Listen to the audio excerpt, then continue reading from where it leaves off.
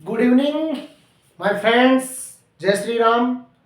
स्वागत है आपका मेरे YouTube channel political science by M K sir Bhandarej. आज की जो क्लास है वो 6 अप्रैल को होने वाली राजनीति विज्ञान की परीक्षा के महत्वपूर्ण प्रश्नों के लिए है। हम लगभग 50 से 60 क्वेश्चनों के बारे में डिस्कस करेंगे जो परीक्षा की दृष्टि से बड़े महत्वपूर्ण है और उन प्रश्नों पर पार्ट वाइज, लेसन वाइज किस पार्ट का कौन सा प्रश्न इम्पोर्टेंट है, परीक्षा में आ सकता है।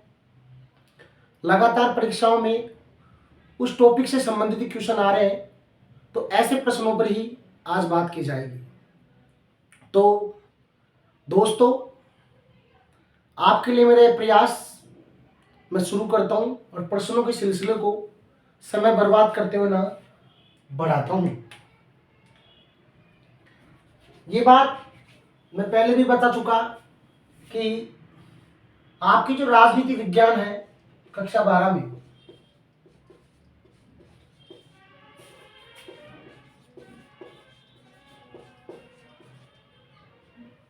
वो 2 भागों में डिवाइडेड है। एक पुस्तक का नाम है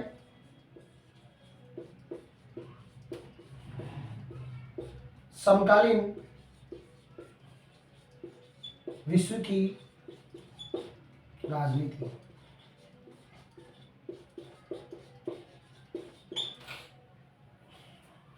दूसरी पुस्तक का नाम है स्वतंत्र भारत की राजनीति।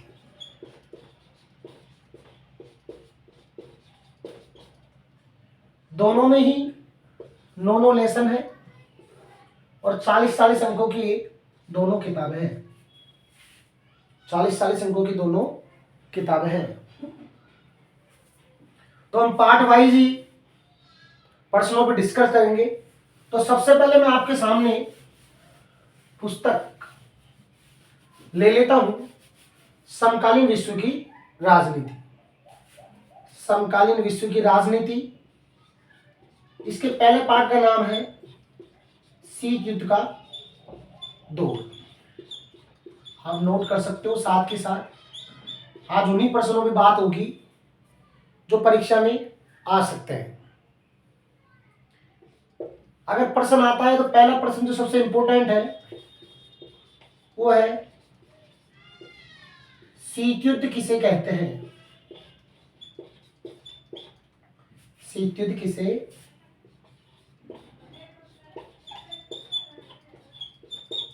कहते हैं, आपको पता होना चाहिए। शीत युद्ध किसे कहते हैं? परिस्थितियां उत्तेजना शंका से भरी हुई हो लेकिन वास्तविक रूप से कोई युद्ध न हो। युद्ध की जैसी स्थिति तो हो लेकिन वास्तविक रूप से कोई युद्ध न हो, उस स्थिति को शीत युद्ध कहा जाता है। शीत युद्ध की परिभाषा कैसे पूछ सकता है? अगले नामों से भी आपसे थोड़ा घुमा के पूछ ले तो ऐसे पूछा सकता है, कोल्ड वार से क्या आशय है, कोल्ड वार से क्या अभिप्राय है, ये भी पूछा जा सकता है। वाक युद्ध, विचारधारा, शीत युद्ध में किन विचारधाराओं की लड़ाई थी? पूंजीवादी और साम्यवादी विचारधाराओं का संघर्ष था। पूंजीवादी गुट का नेतृत्व अमेरिका, साम्यवादी गुट का नेतृत्व सोवियत संघ के द्वारा किया जा रहा था। शीत युद्ध किनके मध्य हुआ? सोवियत संघ और अमेरिका। तो शीत युद्ध से संबंधित कोई सा भी क्वेश्चन आ जाए तो शीत युद्ध को आप डिटेल से पढ़ लेना। वेरी इंपॉर्टेंट टॉपिक, नोट कर लीजिए इस प्रश्न को। दूसरा प्रश्न जो इंपॉर्टेंट है इस लेसन में, शीत युद्ध के दायरों से क्या आशय है?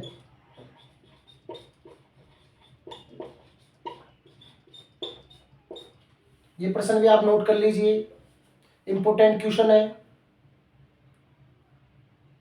शीतयुद्ध के दायरे से क्या आशय है? ऐसे क्षेत्र जहां दोनों महाशक्तियों से संबंधित देशों के मध्य संकट के अवसर आए हो, अर्थात छोटा मोटा युद्ध हुआ हो, उन स्थानों को शीतयुद्ध के दायरों के नाम से जाना गया। जैसे कोरिया संकट, कांगो संकट, क्यूबा मिसाइल संकट, ये विभिन्न घटनाएं शीतयुद्ध के दायरे में आती हैं। इसको भी आप नोट कर लीजिए, एग्जाम की दृष्टि से बड़े महत्वपूर्ण क्वेश्चन है। क्वेश्चनों के इस सिलसिले को मैं आगे बढ़ाते हुए इस पार्ट का जो सबसे इम्पोर्टेंट है उस टॉपिक की तरफ जाता हूँ, गुटनिरपेक्षता। इसको आप नोट भी कर लीजिए विस्तृत रूप से। गुटनिरपेक्षता का जो निबंधात्मक क्वेश्चन है वो पूर्ण रूप से याद कर लीजिए, इजी टॉपिक है। इससे संबंधित क्वेश्चन एग्जाम में 100% आने की संभावना है। गुटनिरपेक्षता क्या है? अगर गुटनिरपेक्षता की बात की जाए तो इसको समझ भी लीजिए, गुटनिरपेक्षता गुटों से अलग रहने की नीति। लेकिन गुटनिरपेक्षता तटस्थता और पृथकतावाद नहीं है, क्योंकि गुटनिरपेक्षता शांतिपूर्ण कार्यों में हमेशा सहयोग करता आया है। शीतयुद्ध के समय इसने 9 स्वतंत्र देशों और छोटे देशों को महाशक्तियों के खेमे में जाने से रोका। अर्थात गुटनिरपेक्षता की परिभाषा आपसे पूछ ली जाए तो आपका सीधा सा आंसर दे देना है कि किसी भी सैन्य गुट में शामिल न होते हुए अपनी स्वतंत्र विदेश नीति का संचालन करना गुटनिरपेक्षता कहलाता है। विदेश नीति आ रही तो विदेश नीति जिस नीति से एक देश दूसरे देश के साथ संपर्क या संबंध स्थापित करता है वो नीति विदेश नीति कहलाती है। गुटनिरपेक्षता की नींव संबंधित कोई सवाल पूछ ले आपसे, प्रश्न कैसे भी घूम सकता है। तो नींव प्रथम एफ्रो एशियाई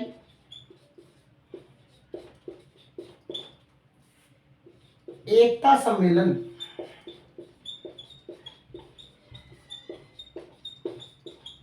कब हुआ? 1955 में। कहाँ पे हुआ? इंडोनेशिया में। प्रश्न कैसे पूछ सकता है? गुटनिरपेक्षता आंदोलन की नींव कहाँ पे पड़ी? एफ्रो एशियाई एकता सम्मेलन में। कहाँ पे हुआ? 1955 में, इंडोनेशिया में। और इंडोनेशिया में भी कौन सी जगह है? बाडुंग शहर में। कौन से शहर में? बाडुंग। कौन से शहर में? बाडुंग। इसलिए इसको एफ्रो एशिया एकता सम्मेलन को बाडुंग सम्मेलन के नाम से भी जाना जाता है। आपसे ये भी पूछ सकता है सीधा सा 2 नंबर का क्वेश्चन, गुटनिरपेक्ष आंदोलन से संबंधित 4 देशों, 2 देशों, 5 देशों के नाम बताइए। तो आपको आराम से बता देना है विद्यार्थी, ज्यादा परेशान नहीं होना है, बड़ा सरल है।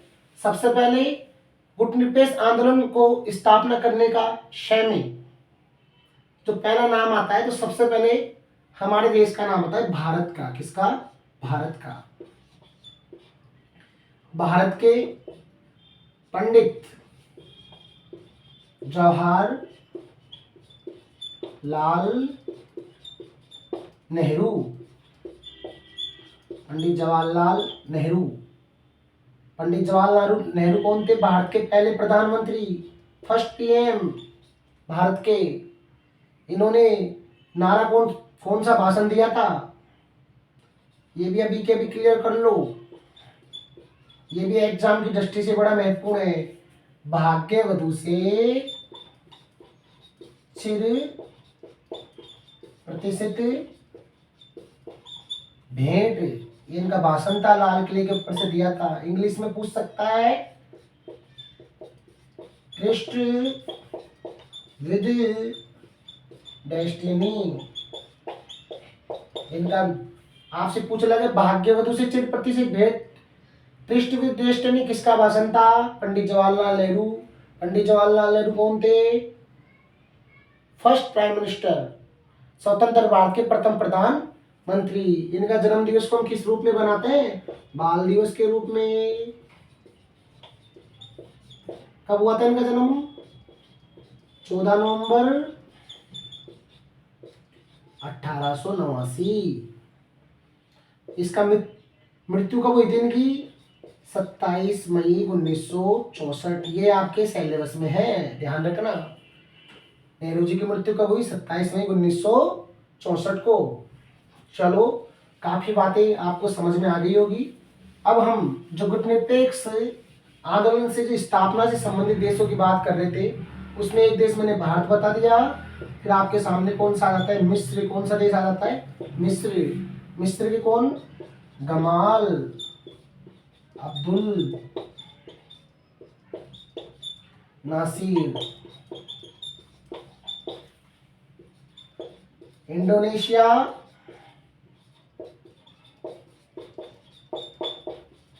Sukarno. Ghana Kwame N kurma. इसके अलावा एक देश और है, वो है यूगोस्लोविया। यूगोस्लोविया के जोसेफ ब्रुज टिटो। यूगोस्लोविया के कौन थे? Joseph ब्रुज Tito. तो आपसे पूछ लिया जाए गुटनिरपेक्ष आंदोलन से संबंधित देशों के नाम बताइए। 4 देश। इसका जो सम्मेलन हुआ था प्रथम बेलग्रेड में, कहाँ पे हुआ था? बेलग्रेड में। ठीक है। वर्तमान में भी अब तक ये प्रासंगिक है, चल रहा है, लोकतांत्रिक स्थापना करने का कार्य कर रहा है गुटनिरपेक्ष आंदोलन। चौथा प्रश्न अगर इस पाठ से आता है तो आप उस पर ध्यान रखिए। अपरोध। अपरोध या ब्रैकेट में आपसे ये भी पूछ सकता है तर्क या संतुलन। इसको याद रखना। अपरोध एक नीति होती है सुरक्षा की, कि आप जब एक देश किसी दूसरे देश के ऊपर हमला करने की सोचता है कि मैं इसके ऊपर हमला कर दूं, तो उसके मन में विचार आता है, सोचता है यदि मैं इसके ऊपर हमला करूंगा तो ये इतना शक्तिशाली है कि अगर मैं इसके ऊपर हमला करूंगा तो मैं भी बर्बाद हो जाऊंगा, क्योंकि इसके पास इतने हथियार उपलब्ध है जिससे मुझे भी बहुत ज्यादा हानि हो सकती है। इसलिए दोनों पक्षी युद्ध का जोखिम लेने से डरते हैं, और जब युद्ध की जैसी स्थिति हो लेकिन युद्ध का जैसा जोखिम ना लिया जाए, युद्ध ना किया जाए, तो वो स्थिति क्या कहलाती है? शीत युद्ध। तो शीत युद्ध का एक कारण क्या भी रहा? अपरोध। क्योंकि सोवियत संघ और अमेरिका दोनों ही क्या थे? पावरफुल थे। क्या थे? पावरफुल। दोनों जानते थे यदि हम एक दूसरे से आमने सामने टकराएंगे तो हम दोनों ही बर्बाद हो जाएंगे। इसलिए दोनों वाद विवाद, निशस्त्रीकरण, विचारधाराओं के स्तर पे आपस में संघर्ष करते रहे, लड़ते रहे, गुटबंदी के माध्यम से गुट बनाते रहे। तो आपको जरूर समझ में आया होगा अपरोध, तर्क या संतुलन। ये बहुत इंपॉर्टेंट है, इसको ध्यान रख लेना, आप इसको याद कर लेना अच्छी तरीके से। बिल्कुल आने की पूरी संभावना है। आगे बात की जाए तो एक ये प्रश्न भी आप जरूर याद कर लेना, वारसा एक्ट। आपको छोटे प्रश्नों में मिल सकता है, ये ऑब्जेक्टिव में भी मिल सकता है और अतिलघुरात्मक में भी मिल सकता है। वारसा एक्ट की स्थापना 1955 में कब हुई थी? 1955 में। वारसा एक्ट किसका है? सोवियत संघ का। किसका है? सोवियत संघ का।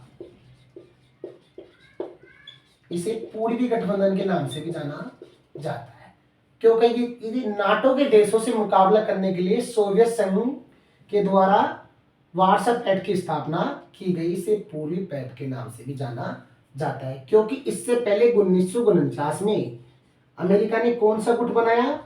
नाटो। 54-55 में सीटो और सेंटो। इन्हें पश्चिमी गठबंधन के नाम से जाना जाता है। ठीक है, कर लोगे आप, इसको याद कर लो। आ सकता है, इसकी भी 100% संभावना आने की। आपको ऑब्जेक्टिव में मिल सकता है, सन पूछ लेगा आपसे। कब हुई भाई? 1952 में, 53 में, 54 में, 55 में। आपको क्या याद रखना है, 1955 में वार्सा पैक्ट की स्थापना सोवियत संघ और पूर्वी गठबंधन नाटो के देशों से मुकाबला करने के लिए। एक क्वेश्चन और इंपोर्टेंट है, इसको भी याद कर लेना आप, आपसे पूछ लिया जाए तो जरूर आने की संभावना है। स्टार्ट फर्स्ट, ये अस्त्र नियंत्रण का एक समझौता था जो अमेरिका और सोवियत संघ के मध्य होता। पूरा नाम पूछ सकता है वो स्टार्ट फर्स्ट। तो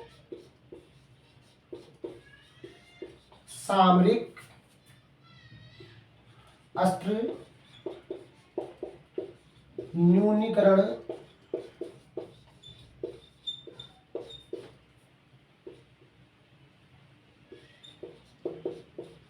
संधि फर्स्ट, इसका पूरा नाम। और ये मिखाइल गोर्बाचोव सोवियत संघ के अंतिम राष्ट्रपति और अमेरिकी राष्ट्रपति जॉर्ज बुश सीनियर के मध्य हुई थी। ये भी आप याद रखना थोड़ा सा ना, किनके मध्य हुई थी? अमेरिकी राष्ट्रपति जॉर्ज बुश सीनियर किसके मध्य?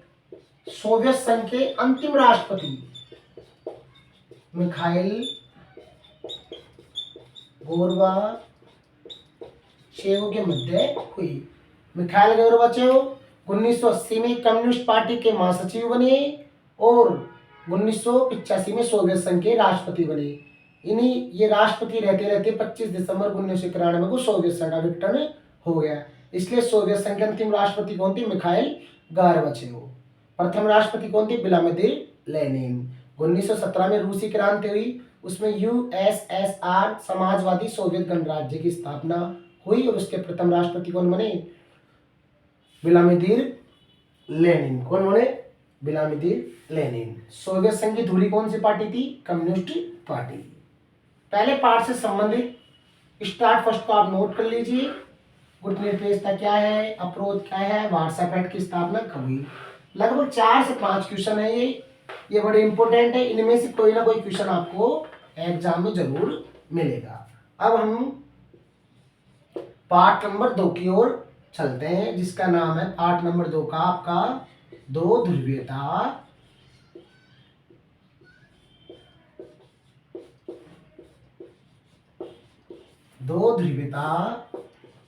का अंत।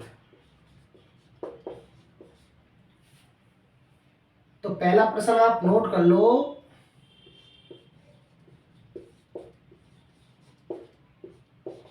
द्विध्रुवीकरण के पतन के कारण बताइए।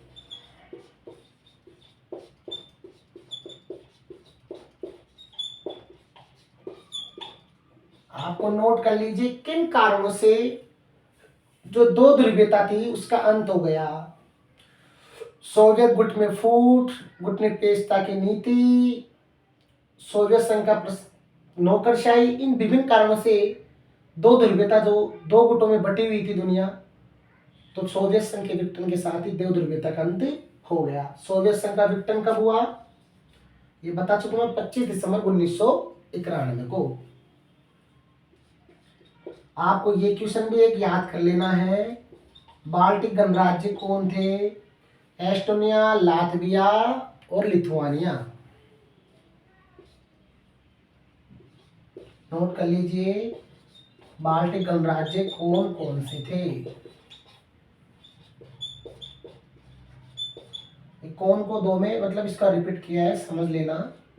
बाल्टिक गणराज्य कौन कौन से थे? एक ये याद कर लेना, सोवियत प्रणाली,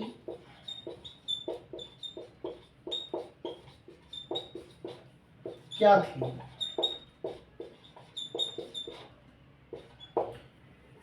कुछ मैं बोल रहा हूं जिसको भी सुनते रहो, छोटे प्रश्नों को। जैसे एक प्रश्न आ जाए एग्जाम में कि सोवियत संघ से आजादी प्राप्त करने वाला प्रथम देश कौन सा था, तो वो था लिथुआनिया। कौन सा देश था? लिथुआनिया। एक बार फिर से रिपीट कर रहा हूं कि सोवियत संघ से आजादी पाने वाला प्रथम देश कौन सा था? लिथुआनिया। इस प्रश्न को भी नोट कर लीजिए आप। कौन सा प्रश्न? कि सोवियत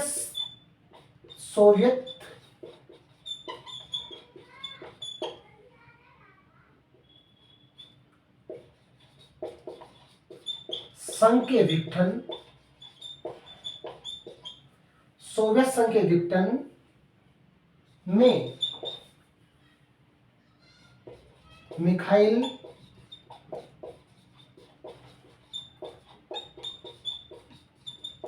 गोर्बाचेव की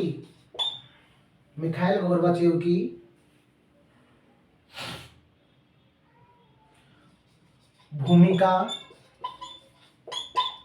स्पष्ट कीजिए।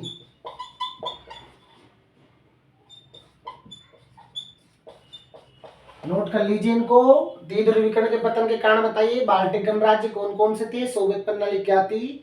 सोवियत संघ के विघटन में मिखाइल गोर्बाचेव की भूमिका स्पष्ट कीजिए। एक प्रश्न और इंपोर्टेंट है बड़ा, जो भी परीक्षा में आने की संभावना है और सबसे ज्यादा इसकी संभावना है। जो शॉक थेरेपी वाला आपका टॉपिक है, इसको आप पूरा याद कर लेना, पूरा का पूरा ना। शॉक थेरेपी का अभिप्राय क्या है, शॉक थेरेपी कैसे लागू की गई, क्या मॉडल था, इसके परिणाम क्या हुए, तो आपको पूरा डिफाइन कर लेना है शॉक थेरेपी को। तो दो ध्रुवीयता से संबंधित जो इंपोर्टेंट क्वेश्चन थे वो आपको मैं बता चुका कि इनसे संबंधित क्वेश्चन आपको कोई ना कोई जरूर मिलेगा। तो दोस्तों, प्रश्नों के सिलसिले को आगे बढ़ाते हैं और तीसरे पार्ट की ओर प्रस्थान करते हैं, जिसका नाम है, तीसरा पार्ट है आपका जो लेसन नंबर 3,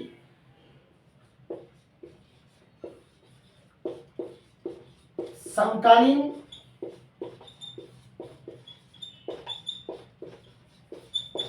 विश्व में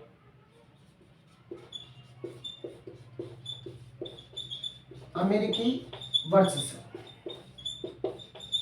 यह आपको पहले भी पता होना चाहिए। जब विश्व में शक्ति का एक ही केंद्र हो, हेगेमनी क्या कहलाती है? वर्चस्व।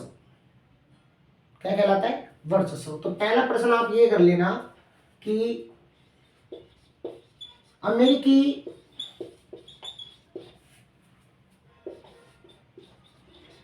आर्थिक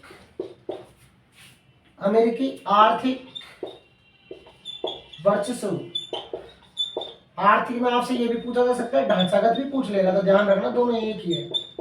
अमेरिकी आर्थिक वर्चस्व पे टिप्पणी लिखिए, टिप्पणी लिखिए। दूसरा क्वेश्चन नोट कर लीजिए। ऑपरेशन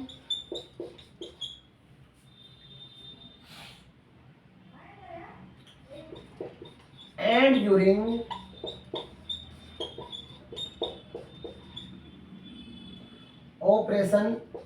ड्यूरिंग फ्रीडम क्या है?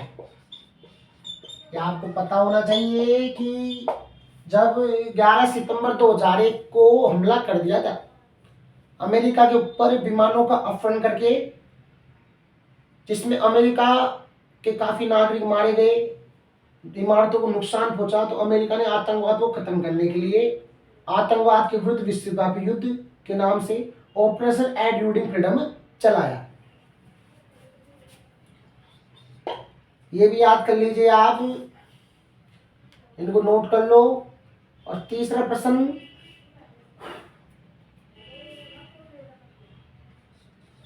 वर्चस्व से कैसे निपटा जा सकता है? निपटा जा सकता है। वर्चस्व से कैसे निपटा जा सकता है?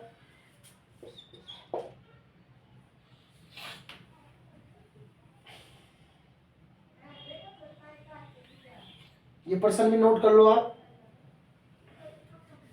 ये 3 क्वेश्चन बड़े इंपॉर्टेंट है। इसके अलावा operation desert storm, operation infinite reach, operation Iraqi freedom पे भी एक एक बार आप नजर डाल लें।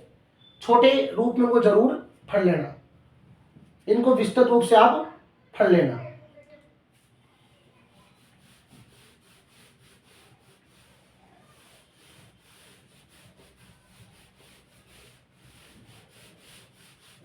इसके बाद में प्रश्नों के सिलसिले को फिर आगे बढ़ाता हूं मैं और आपके सामने लेसन है सत्ता के वैकल्पिक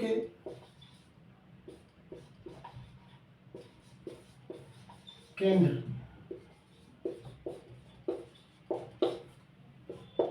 यूरोपीय संघ, इसके गान, झंडा, मुद्रा, इनके बारे में आपको पूर्ण रूप से याद रखनी है। और एक सुमेलित क्वेश्चन वाला क्वेश्चन बन सकता है, इसमें ध्यान रखना आप थोड़ा सा कि यूरोपीय संघ की स्थापना से पहले आपको पता है मार्शल योजना हुई।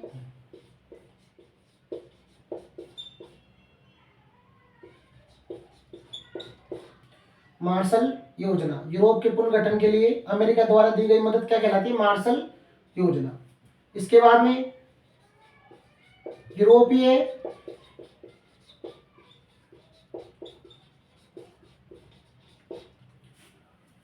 आर्थिक सहयोग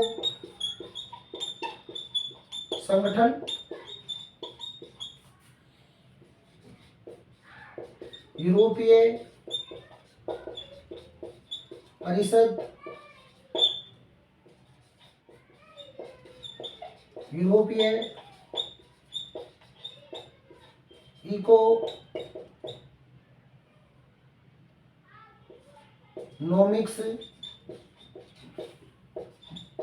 कम्युनिटी। इनका आपसे सन पूछा जा सकता है, तो याद रखना आप। यूरोपीय संघ की स्थापना 1992 में, फरवरी 1992 में। कौन सी संधि? मासिक ट्रस्ट संधि। आपसे ये भी पूछा जा सकता है छोटे प्रश्नों में कि कौन सी संधि से हुई? मासिक ट्रस्ट संधि से, फरवरी 1992 में। मार्शल योजना यूरोपीय के पुनर्गठन के लिए अमेरिका द्वारा दी गई मदद। यूरोपीय आर्थिक सहयोग संगठन की स्थापना 1948 में। यूरोपीय परिषद की स्थापना 1949 में।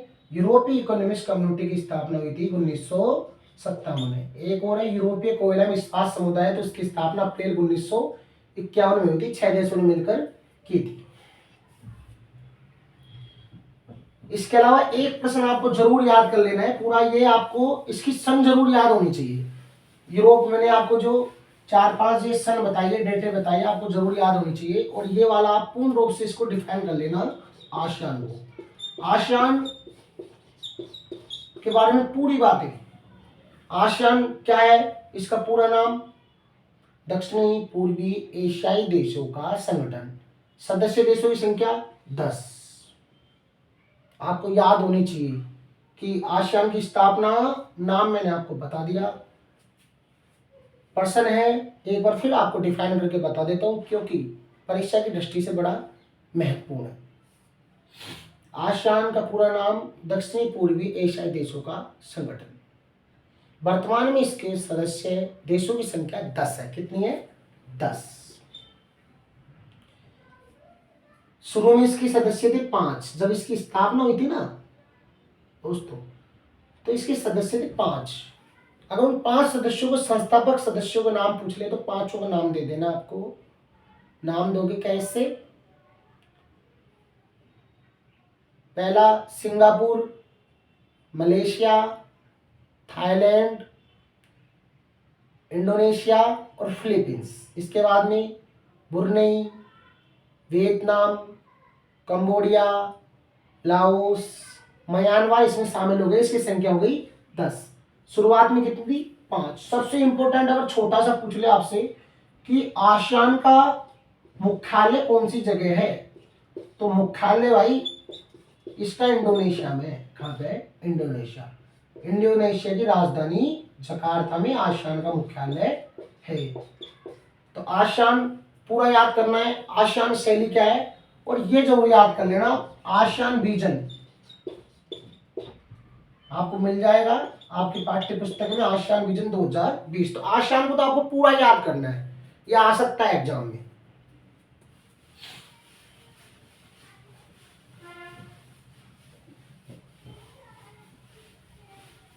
फिर आगे चलते हैं महत्वपूर्ण प्रश्नों के सिलसिले में।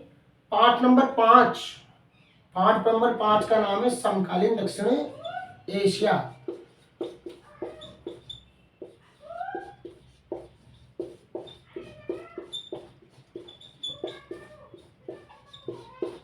तो समकालीन दक्षिण एशिया में सबसे पहले आपको प्रश्न नोट करना है, ये कर लीजिए।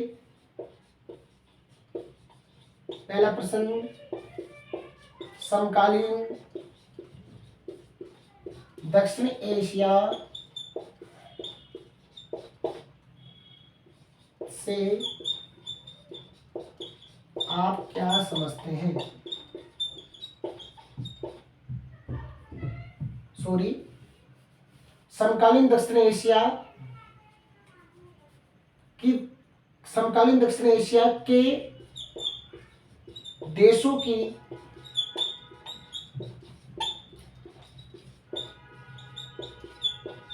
विशेषताएं बताइए। दोस्तों बड़ा इंपॉर्टेंट क्वेश्चन है, इसको जरूर देखना है कि समकालीन दक्षिण एशिया के देशों की क्या विशेषताएं हैं। समकालीन दक्षिण एशिया के दोस्तों में मित्रता भी है, शत्रुता भी है, आपस में शंका की स्थिति भी है, पारस्परिक सद्भाव भी है। समकालीन दक्षिण एशिया की भौगोलिक स्थिति थोड़ी अलग है। उत्तर में पर्वत है, हिमालय पर्वत, पूर्व में बंगाल की खाड़ी है, दक्षिण में हिंद महासागर है, पश्चिम में अरब सागर है। तो ये समकालीन दक्षिण एशिया के देशों के कहीं पर सैनिक शासन है, कहीं पर लोकतंत्र है। दूसरा आपसे प्रश्न ये भी नोट कर लो आप, दक्षेश से आप क्या समझते हैं? इसको पूरा याद कर लेना ना, दक्षेश वाले को, जैसे आसियान का बोला था ना मैंने आपसे, दक्षेश से आप क्या समझते हैं, पूरा याद कर लेना इसको कि दक्षेश क्या है। इसकी स्थापना दिसंबर 1985 में हुई थी। इसका पूरा नाम है दक्षिण एशियाई क्षेत्रीय सहयोग संगठन, इंग्लिश में भी इसका नाम है सार्क। आपसे सार्क पूछ लो, आप कंफ्यूजन में बराबर नहीं होना है। सार्क की दक्षेश है, दक्षेशी सार्क है, ये हिंदी का नाम है, ये इंग्लिश का नाम है। आपको याद रखना है दक्षिण एशियाई क्षेत्रीय सहयोग संगठन, इसका पूरा नाम। भारत, नेपाल, भूटान, बांग्लादेश, श्रीलंका, मालदीव, पाकिस्तान, अफगानिस्तान आपके अकॉर्डिंग टू योर बुक, पाठ्य पुस्तक के अनुसार इसके सदस्य है। इन दो प्रश्नों को मुख्य रूप से नोट कर लीजिए इस पाठ में आप। दक्षेश का सबसे बड़ा देश है भारत। कौन सा देश है? भारत। भारत के दक्षेश के देशों के साथ संबंध बहुत अच्छे भी है, कई देशों के साथ संबंध थोड़े कड़वाहट भरे भी है, लेकिन लगभग पाकिस्तान को छोड़कर सभी देशों के साथ भारत के संबंध स्थिर है।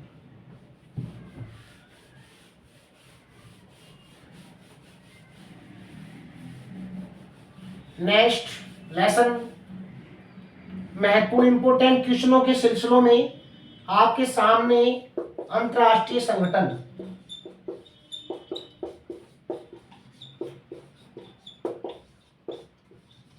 अंतरराष्ट्रीय संगठन, अंतरराष्ट्रीय संगठन की बात की जाए तो पहला अंतरराष्ट्रीय संगठन कौन है वर्तमान में? संयुक्त राष्ट्र संघ। तो संयुक्त राष्ट्र संघ को आपको मैं स्टेप बाय बता रहा हूं क्या क्या याद करना है। प्रश्न भी बनता रहेगा आपका, छोटा प्रश्न भी आपका गलत नहीं होगा। स्थापना, स्थापना आपको याद करनी है। अंग आपको याद करना है, मैं बता भी देता हूं आपको साथ के साथ, जिससे आपका रिवीजन भी हो जाएगा। 24 अक्टूबर 1945 को संयुक्त राष्ट्र संघ की स्थापना हुई थी। इसके अंग कितने? 6। सदस्यों की बात की जाए, संयुक्त राष्ट्र संघ के सदस्यों की बात की जाए तो कैसे भी पूछ सकता है घुमा के आपसे। तो संस्थापक सदस्य है, तो इसके 51 थे। कितने थे? 51। कितने थे? 51। वर्तमान में कितने हैं? 193। तो आपसे ऑब्जेक्टिव क्वेश्चन, अति लघुत्मक क्वेश्चन पूछ ले, इनमें से आपसे पूछेगा। संयुक्त राष्ट्र संघ के अंगों का नाम पूछ लेगा आपसे, 2 नंबर का पूछ सकता है, 4 नंबर का पूछ सकता है, आपको डिफाइन भी कर सकता है, तो आपको पता होना चाहिए। संयुक्त राष्ट्र अंग, पहला महासभा, दूसरा सुरक्षा परिषद, तीसरा आर्थिक सामाजिक परिषद, चौथा न्यायिक परिषद, पांचवा सचिवालय, छठा अंतर्राष्ट्रीय न्यायालय। प्रश्नों के सिलसिले में छोटा प्रश्न आपको बता दिए मैंने, कितनी सरलता से याद हो गए, आसानी से जवाब दे दोगे, आपको लोड नहीं लेना है एग्जाम में बिल्कुल भी। देखो मैं फिर आपको छोटी सी बात बता देता हूं, अभी तो अपने पास वक्त भी है, आज 2 अप्रैल है, 6 अप्रैल के दिन एग्जाम है।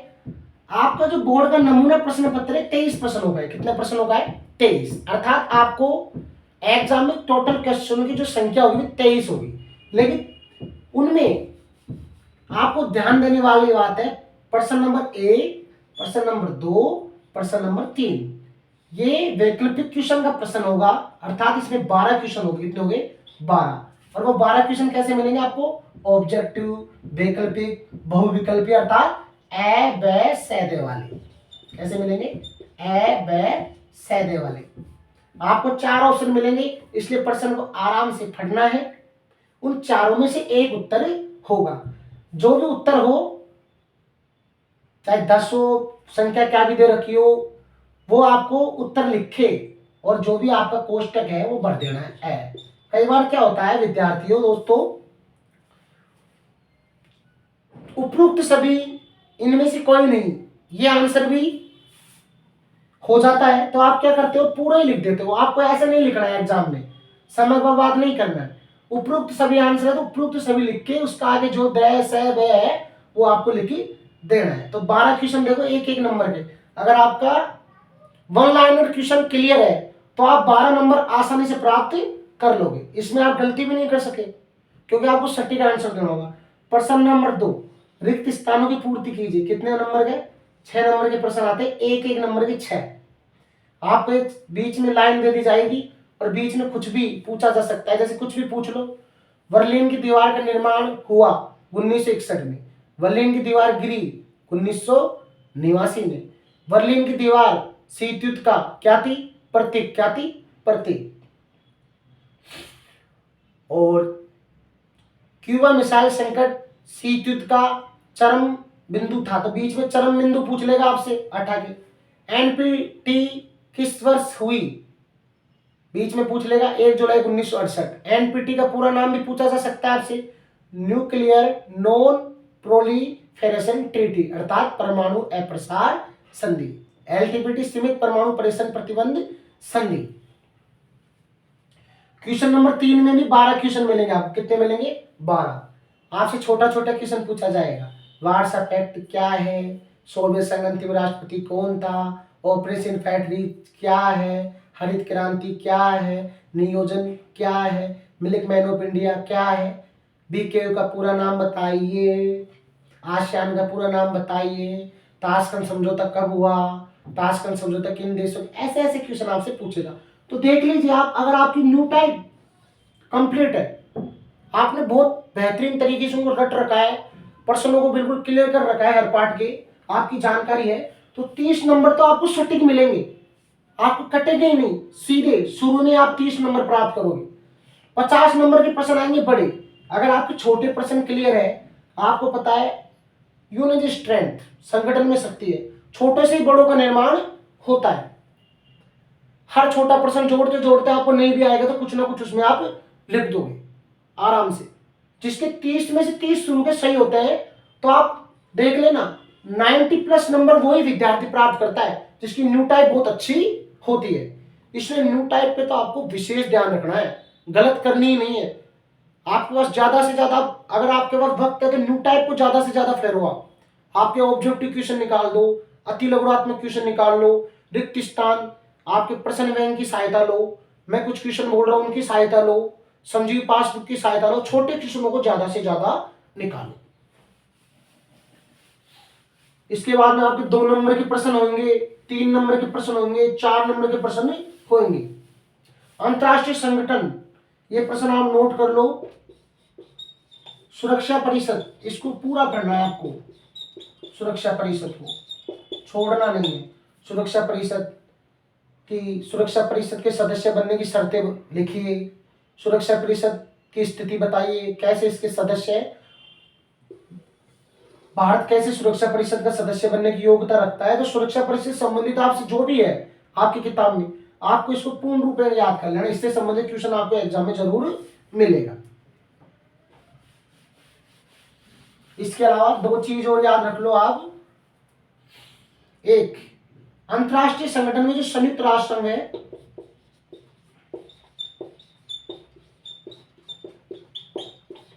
इसका मुख्यालय अर्थात सचिवालय कहाँ पे, अमेरिका के न्यूयॉर्क में, ऐसे मिल जाए। अंतरराष्ट्रीय न्यायालय का मुख्यालय जिसका अंग है,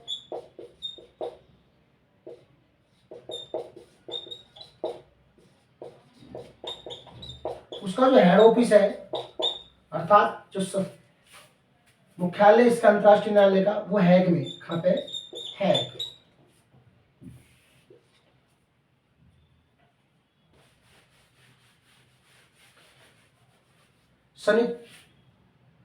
संयुक्त राष्ट्र संघ के गैर सरकारी संगठन,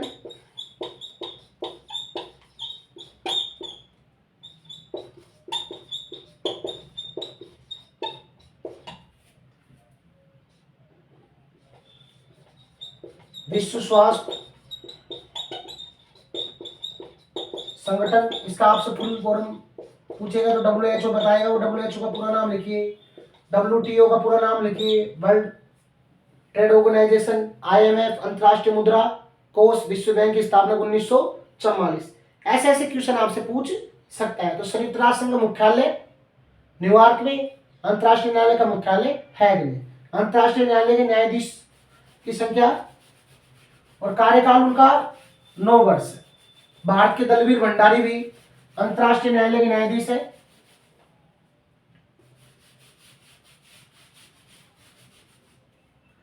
पाठ नंबर 7,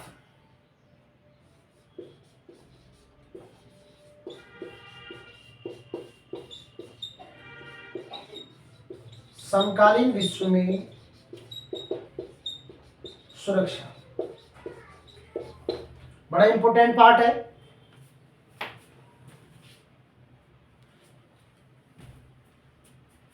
समकालीन विश्व में सुरक्षा, समकालीन विश्व में सुरक्षा की बात की जाए तो पहला क्वेश्चन आपको इसको जरूर तैयार करना है।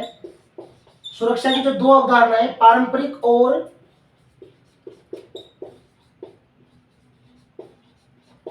अपारंपरिक,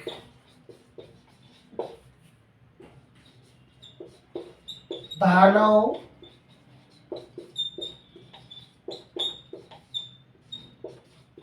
का वर्णन कीजिए।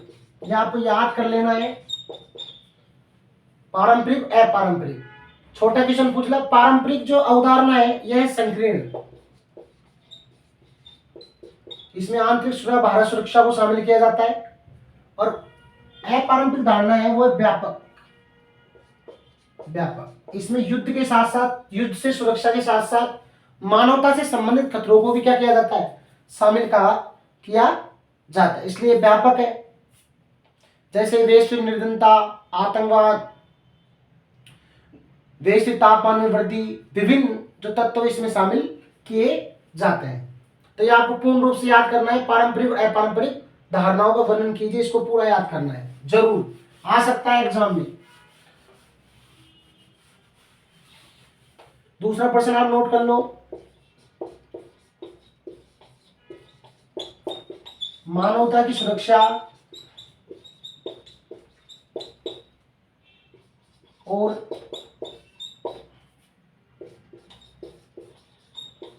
विश्व सुरक्षा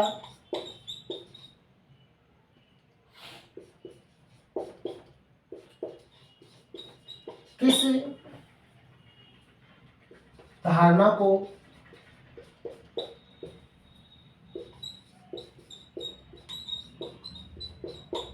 कहा जाता है।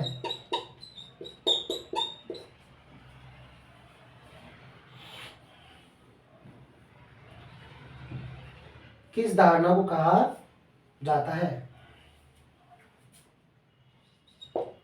तीसरा क्वेश्चन आप नोट कर लीजिए,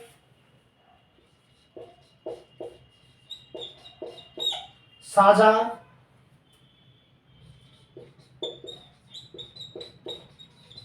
संसाधनों से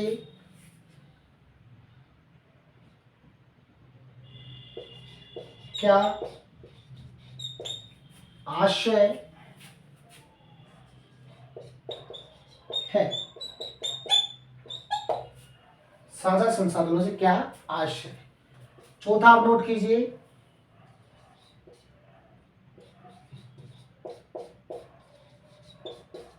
शरणार्थी और प्रवासी में क्या अंतर है। शरणार्थी और प्रवासी में क्या अंतर है। विद्यार्थी को नोट कीजिए, बड़े महत्वपूर्ण क्वेश्चन है ये।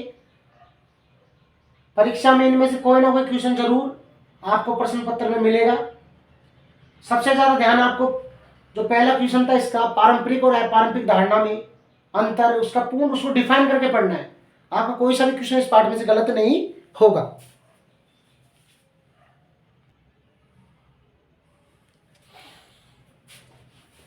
प्रश्नों के सिलसिले को फिर मैं आगे बढ़ाता हूं, समय हमारे पास बहुत कम है। कुछ ही दिनों बाद 8:30 बजे आपके सामने 6 अप्रैल के दिन प्रश्न बैंक होगा। मेरी प्रश्नों को ध्यान से सुनो, ध्यान से लिखो, रिवाइज करो, याद करने की कोशिश करो। मां सरस्वती की कृपा रही तो आप इन प्रश्नों को अगर याद करते हो तो आपके 90+ जाने की संभावनाएं और भी बढ़ जाएगी। अगला पाठ आपके सामने है पर्यावरण और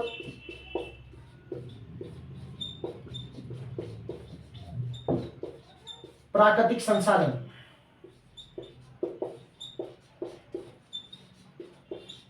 पर्यावरण और प्राकृतिक संसाधन। सबसे पहले आपको यही याद करना है, पर्यावरण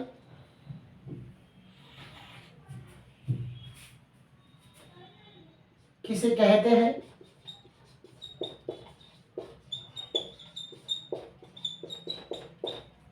दूसरा प्रश्न आपको नोट करना है, पृथ्वी सम्मेलन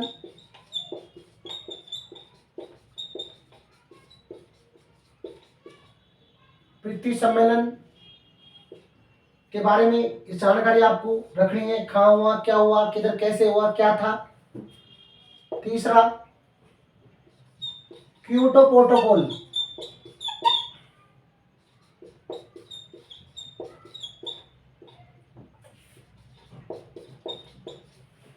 क्योटो प्रोटोकॉल पर टिप्पणी लिखिए। जापान में हुआ था, याद रखना।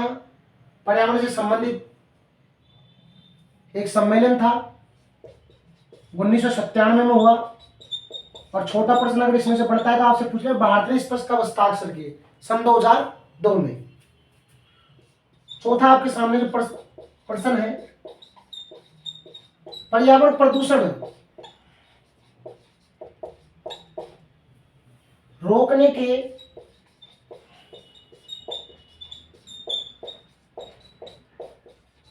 उपाय बताइए। जब पर्यावरण प्रदूषण रुकेगा तो पर्यावरण का बचाव भी होगा। तो आपसे ऐसे भी पूछ लिया जाए कि पर्यावरण संरक्षण के उपाय बताइए, तो इन्हीं चीजों का आप उसमें भी डाल सकते हो। ठीक है, ये 4 प्रश्न बड़े इंपॉर्टेंट है इस पार्ट से, इनको याद कर लीजिए। कहीं ना कहीं प्रश्न पत्र में आपको जरूर इनमें से कोई ना कोई प्रश्न आपको जरूर मिलेगा। मुख्य फोकस आपको क्योटो प्रोटोकॉल पे रखना है, इसकी शर्तों को कैसे हो, क्या हुआ, क्या बात हुई, पूरा इस पे ध्यान देना है। इस किताब के हम अंतिम पार्ट की ओर चलते हैं। किस पार्ट की ओर चलते हैं? अंतिम पार्ट की ओर चलते हैं, और उस पार्ट का नाम है वैश्वीकरण। विचार, पूंजी, वस्तुओं का विश्वव्यापी प्रभाव क्या कहलाता है? वैश्वीकरण कहलाता है। वैश्वीकरण से कुछ नकारात्मक परिणाम भी हुए, कुछ सकारात्मक परिणाम भी हुए। तो पार्ट नंबर 9, वैश्वीकरण। पहला प्रश्न आपके सामने आ रहा है, वैश्वीकरण वैश्वीकरण किसे कहते हैं?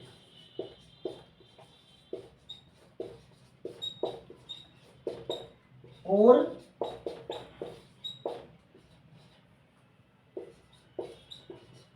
इसके सकारात्मक और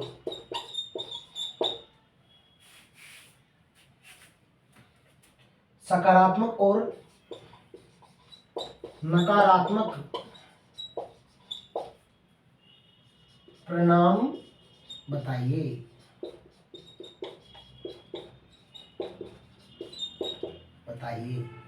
प्रश्न नंबर पहला। दूसरा, भूमंडलीकरण क्या है? जब यातायात और संचार के साधनों ने दुनिया को विश्वग्राम में बदल दिया, लोग एक दूसरे के बिल्कुल नजदीक रूप से जुड़ गए। छोटी मोटी जो भी खबर, कोई घटना का तुरंत दूसरे स्थान पर पता चल जाता है, दूसरे देश में पता चल जाता है। किसी देश में आतंकवादी हमला होता है तो किसी दूसरे तुरंत खबर पहुंच जाती है, दूतावास केंद्रों पे अलर्ट कर दिया जाता है न्यूज़ों के माध्यम से। यही क्या है? भूमंडलीकरण। तीसरा, वर्ल्ड सोशल फोरम क्या है? वर्ल्ड सोशल फोरम क्या है? वैश्वीकरण का विरोध करने वाले पर्यावरणविदों, मजदूरों आदियों का संगठन क्या है? World social forum. इस पे विशेष ध्यान रखना, ठीक है। चौथा, इसका प्रश्न, वैश्वीकरण के आयाम बताइए। वैश्वीकरण के आयाम बताइए। राजनीतिक, आर्थिक, जो भी सांस्कृतिक आयाम है आपको याद कर लेना है, बता देना है। 4 क्वेश्चन बड़े इंपॉर्टेंट थे इस पार्ट के, जो मैंने आपके सामने रख दिए। एक किताब के जो महत्वपूर्ण प्रश्न थे वो आपके सामने मैंने बता दिए, बोर्ड पे आपको नोट भी करवा दिए और डिफाइन भी करवा दिया, रिवीजन भी हो गया, प्रश्न भी आपके सामने आ गए। इन पे आपको ज्यादा से ज्यादा फोकस करना है, परीक्षा की दृष्टि से बड़े महत्वपूर्ण है। लेकिन इसके साथ आपको और प्रश्नों का भी रिवाइज करना है। विशेष तौर पे न्यू टाइप वाले जितने भी अति लघुरात्मक ऑब्जेक्ट ट्यूशन है, आपको उनको ज्यादा से ज्यादा रिवाइज करना है। अब आपकी जो राजनीति विज्ञान की पहली पुस्तक थी, पार्ट 1 था, समकालीन विश्व की राजनीति, वो प्रश्नों के जो सिलसिला चल रहा था वो खत्म हो चुका है। इस किताब का महत्वपूर्ण प्रश्न थे। पहले पार्ट से युद्ध का दौर, दो ध्रुवीयता का अंत, समकालीन विश्व में अमेरिकी वर्चस्व, सत्ता के वैकल्पिक केंद्र, समकालीन दक्षिण एशिया, अंतरराष्ट्रीय संगठन, समकालीन विश्व में सुरक्षा, पर्यावरण एवं प्राकृतिक संसाधन, वैश्वीकरण से संबंधित लगभग 30 से 40 क्वेश्चन हमने इस कक्षा में रखे। बड़े महत्वपूर्ण क्वेश्चन थे। अब जो आगे प्रश्नों का सिलसिला आगे बढ़ेगा, आगे हम जिन प्रश्नों की बात करेंगे उस पुस्तक का नाम है स्वतंत्र भारत की राजनीति। स्वतंत्र भारत की राजनीति।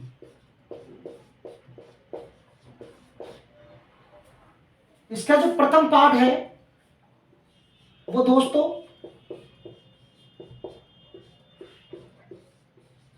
राष्ट्र निर्माण की चुनौतियां।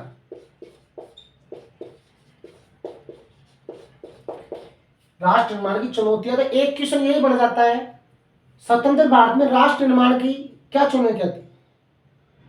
विविधता में एकता की स्थापना करना, सभी वर्गों का समान विकास, लोकतांत्रिक व्यवस्था की स्थापना करना ही राष्ट्र निर्माण की प्रमुख शून्यता थी। इस पाठ का जो अगर महत्वपूर्ण क्वेश्चनों की बात की जाए तो आप पहला जो क्वेश्चन कर सकते हो उसका नाम है द्विराष्ट्र सिद्धांत क्या है।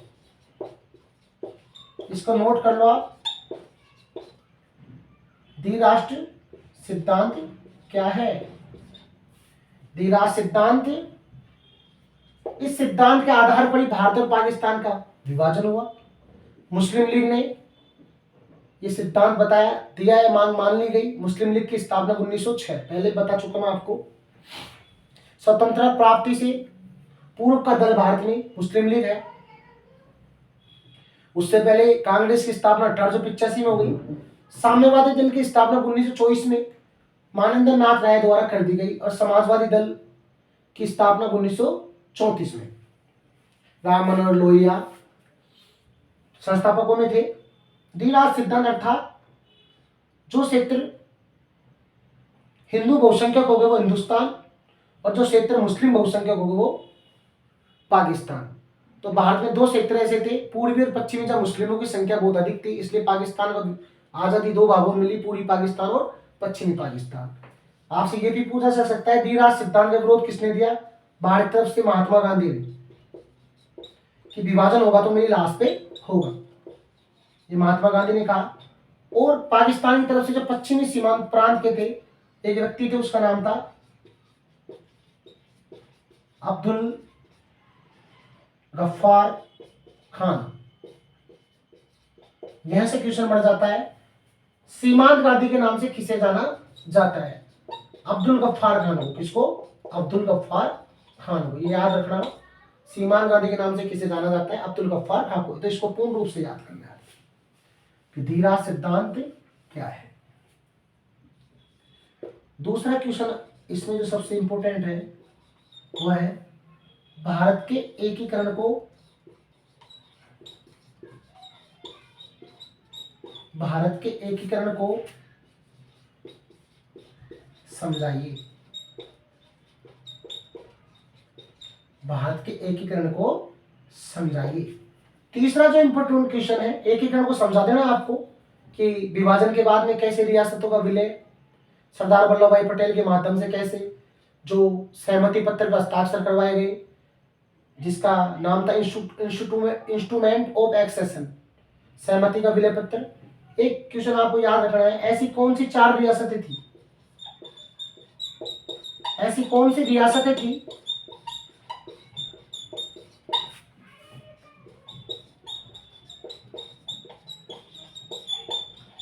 ऐसी कौन सी रियासतें थी जिनका विलय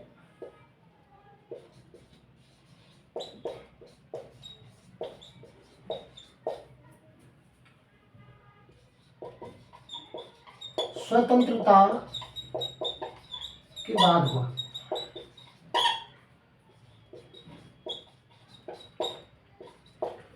याद रखना चार रियासतें थी, हैदराबाद, मणिपुर, जूनागढ़ और कश्मीर। कश्मीर का विलय पाकिस्तान ने कश्मीर को पराक्रमण करवा दिया था कव्वालियों के माध्यम से। कश्मीर के राजा हरि सिंह ने मदद मांगी भारत सरकार से। भारत सरकार ने हरि सिंह से इंस्ट्रूमेंट ऑफ एक्सेशन पर हस्ताक्षर कराने के बाद कश्मीर का विलय भारत में कर लिया और उन आक्रमणकारियों को खदेड़ दिया।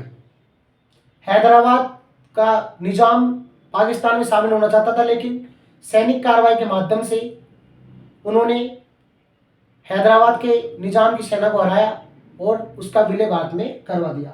जूनागढ़ का विलय आपको इसको याद भी करना है कि जूनागढ़ का जो शासक था महावत खां, वो पाकिस्तान में शामिल होना चाहता था, लेकिन भौगोलिक दृष्टियों से जूनागढ़ भारत का अंग बन सकता था क्योंकि उसकी अधिकतर जनसंख्या भी हिंदू थी। जूनागढ़ गुजरात में है।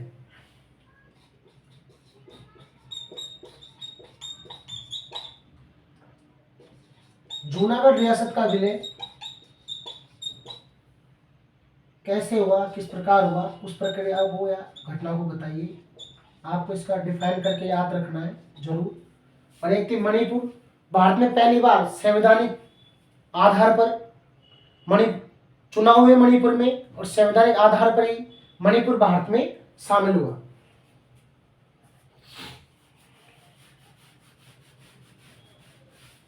प्रथम पार्ट के जो महत्वपूर्ण क्वेश्चन थे। इसके अलावा आप राज्य पुनर्गठन आयोग जिसकी स्थापना 1953 में हुई, जिसका मुख्य सिफारिश थी भाषा के आधार पर राज्यों का पुनर्गठन। भाषा के आधार पर हर क्वेश्चन तो मैं आपको इंपोर्टेंट बता नहीं सकता, ऐसे तो पूरी किताब भी इंपोर्टेंट है, कोई सा भी क्वेश्चन आ सकता है। आप मेरी जो मौखिक रूप से मैं बोल रहा हूं उन प्रश्नों भी सुनो कि राज्य पुनर्गठन आयोग की मुख्य सिफारिश क्या थी। भाषा के आधार पर राज्यों का निर्माण। भाषा के आधार पर जो प्रथम राज्य था वो आंध्र था। कौन सा था? आंध्र। वर्तमान में इसका नाम आंध्र प्रदेश है। भाषा के आधार पर प्रथम राज्य आंध्र प्रदेश। राज्यों में आप थोड़ा थोड़ा याद कर लेना। 1960 में महाराष्ट्र से 2 राज्य बने, गुजरात, महाराष्ट्र। गुजरात, महाराष्ट्र। 1966 में पंजाब से 2 राज्य बने, हरियाणा, पंजाब। गुजरात गुजराती, महाराष्ट्र मराठी, हरियाणा हिंदी, पंजाब पंजाबी। इसके अलावा ये मुख्य रूप से जिनका भाषा के आधार पे हुआ था वो बता रहा हूं मैं आपको। इसके अलावा ऐसे भी राज्यों का निर्माण हुआ है क्षेत्रीय वर्ग कैसे भी सन 2000 में। ये प्रश्न बड़ा इंपॉर्टेंट है, आपसे पूछ लो, इसको लिख भी लो आप। सन 2000 में कौन से राज्यों का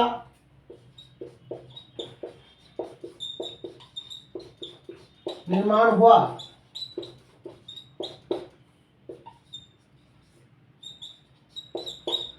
सन 2000 में कौन से राज्यों का निर्माण हुआ? तो आपको याद रखना है, पहला राज्य झारखंड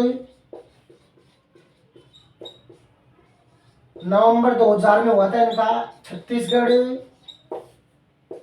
और उत्तराखंड। कौन कौन से राज्यों का निर्माण हुआ था? झारखंड, छत्तीसगढ़, उत्तराखंड। झारखंड की बात की जाए तो झारखंड किससे बना? बिहार से। किससे बना? बिहार से। झारखंड की जो राजधानी है वो है रांची। छत्तीसगढ़ किससे बना? मध्य प्रदेश से।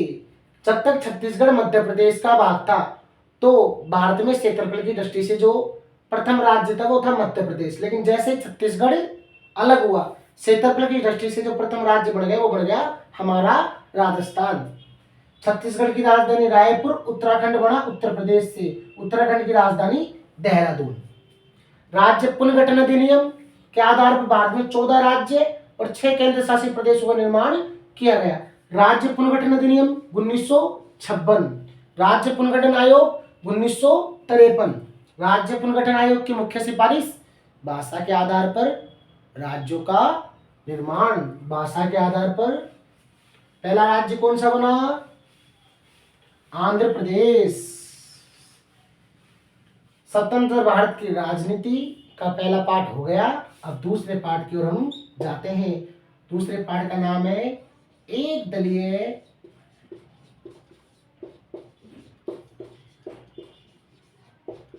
प्रभुत्व का दौर। एक दलीय प्रभुत्व का दौर। तो सबसे पहला प्रश्न, एक दलीय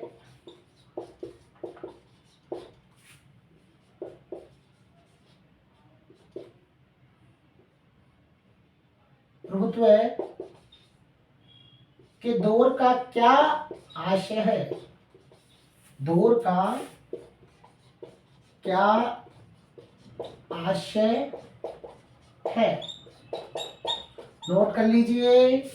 दूसरा, 1967 के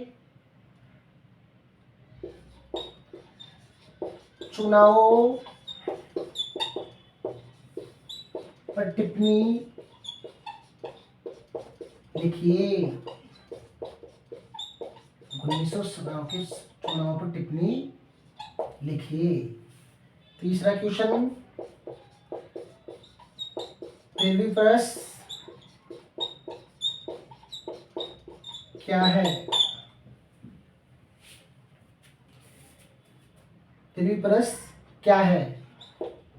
राजा महाराजाओं को दिए जाने वाले विशेष भत्ते किस नाम से जाने थे? पृथ्वी परस। पृथ्वी परस को किसने समाप्त किया? इंदिरा गांधी ने 1971 में चुनाव जीतने के बाद संविधान में संशोधन कराकर पृथ्वी परस को समाप्त कर दिया। क्या है पृथ्वी परस? राजा महाराजाओं को दिए जाने वाले विशेष भत्ते। चौथा, 10 सूत्री कार्यक्रम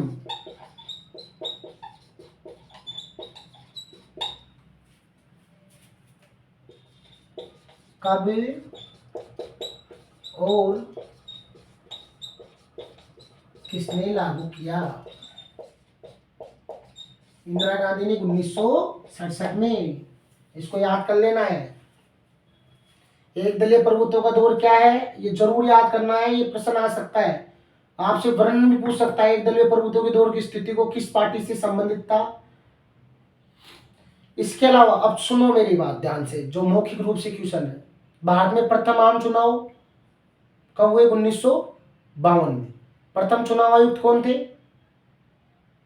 सुकुमार सेन। भारत में निर्वाचन आयोग की स्थापना कब हुई? 1950 में। एक क्वेश्चन और लिख लीजिए आप, जरूर लिखो इसको।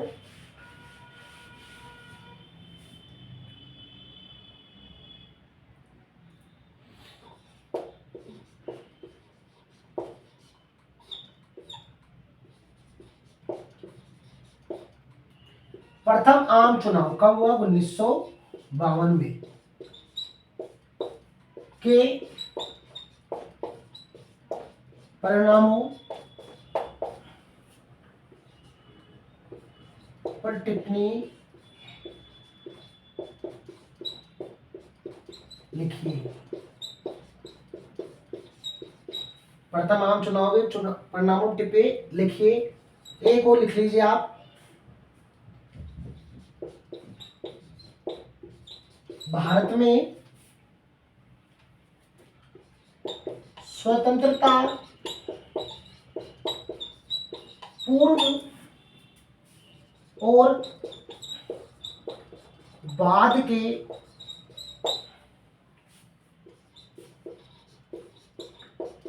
राजनीतिक दलों के नाम लिखिए। ये आपको याद कर लेना है, ये क्वेश्चन में एग्जाम में आ सकता है। स्वतंत्रता पूर्व से जो दल थे वो पहला था कांग्रेस। कौन सा था? कांग्रेस। 28 दिसंबर 1885 को कांग्रेस। इसके बाद में मुस्लिम लीग 1906, स्वतंत्रता से पहले की साम्यवादी दल 1924, समाजवादी दल 1934। इसके बाद में भारतीय जनसंघ स्थापना 1951 श्यामा प्रसाद मुखर्जी के द्वारा की गई। इसके बाद में स्वतंत्र पार्टी, यह भी पूछा जा सकता है राजा महाराजाओं से संबंधित कौन सी पार्टी थी? स्वतंत्र पार्टी। इसकी स्थापना श्री राजगोपालचारी ने। 6 अप्रैल 1980 को कांग्रेस पार्टी की स्थापना हुई। किसकी? कांग्रेस पार्टी की। सॉरी कांग्रेस पार्टी की स्थापना 28 दिसंबर 1885 को ही हो गई थी। इसके बाद में आगे बात की जाए तो तीसरे पार्ट का जो नाम है, क्लास लेते लेते काफी टाइम हो गया, लगातार लगभग 1 घंटे से क्लास चल रही है, लेकिन आपके पास आज समय बहुत कम है। इसलिए आपके लिए मेरा ये प्रयास है कि आज की क्लास में मैं आपको लगभग पूरे महत्वपूर्ण क्वेश्चनों का आपको बता दूं, जिससे आप बेहतर ढंग से तरीके से अपनी तैयारी कर सके। मेरे वीडियो में यही चाहता हूं कि मेरे इस वीडियो को देखकर ज़्यादा से ज़्यादा बच्चे एग्जाम में अच्छे नंबर लेकर आए। और अगर पर्सन मिलते हैं तो मुझे भी बहुत खुशी होगी कि मेरी मेहनत काम आई आप लोगों के लिए। अब जो प्रश्नों का सिलसिला है वो पार्ट नंबर 3 पे जारी करते हैं अपन, जिसका नाम है, पाठ का नाम नियोजित विकास की राजनीति। नियोजित विकास की राजनीति।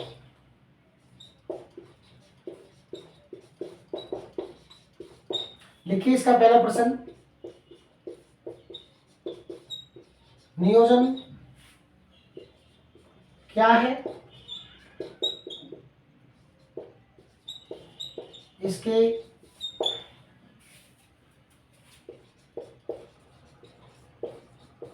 प्रमुख तत्व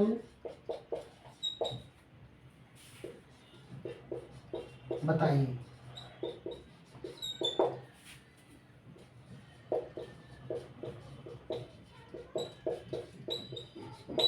राष्ट्रीय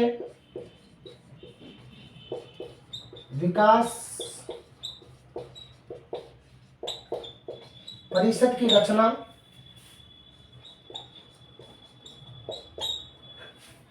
राष्ट्रीय विकास परिषद की रचना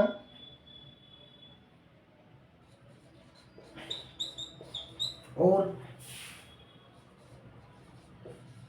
उद्देश्यों का उल्लेख कीजिए।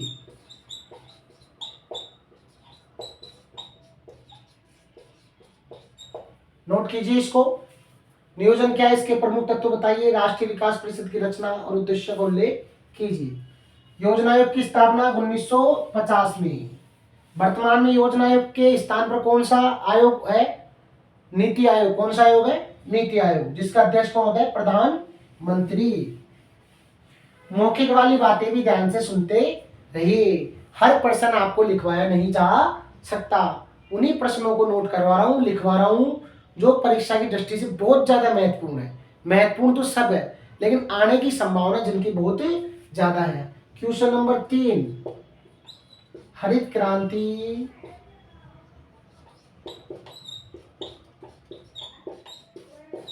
का वर्णन कीजिए। हरित क्रांति का वर्णन कीजिए।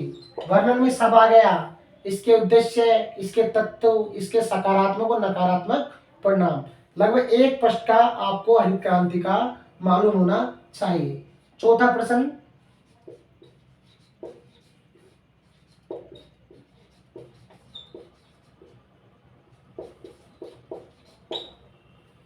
पंचवर्षीय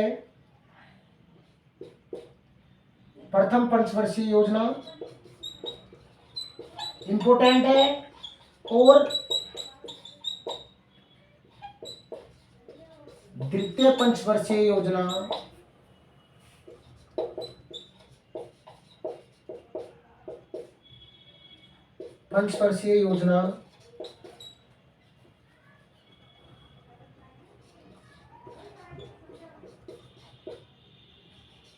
योजना में अंतर बताइए। इसको याद कर लेना, बड़ा इंपॉर्टेंट है, इसके बारे में बताता हूँ मैं आपको। एक ये भी याद रख लेना, मिल्क मैन ऑफ इंडिया तो आप जानते हो वर्गीज जी, कोरियन।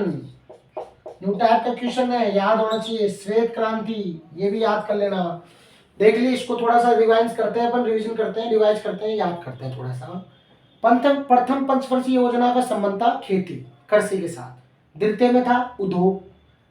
प्रथम पंचवर्षीय योजना का जो मूल मंत्र था वो था धीरज। क्या था?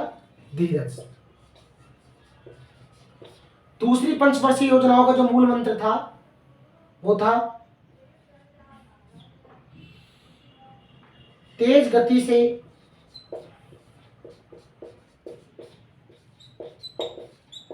संरचनात्मक बदलाव। तो ये बड़ा इंपॉर्टेंट क्वेश्चन है। तीसरे पार्ट की भी अपन के सामने हमने चर्चा कर ली। मुख्य क्वेश्चन है, इन पे विशेष रूप से ध्यान देना है। इसके बाद में आपके सामने पार्ट नंबर 4, भारत के विदेश संबंध अर्थात दूसरे देशों के साथ कैसे संबंध है भारत के। तो जो पहला क्वेश्चन है आपको याद लिख लीजिए, भारत और चीन के संबंध कैसे मैत्रीपूर्ण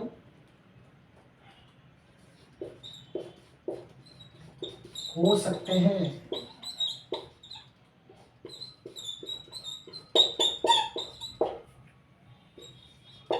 दूसरा,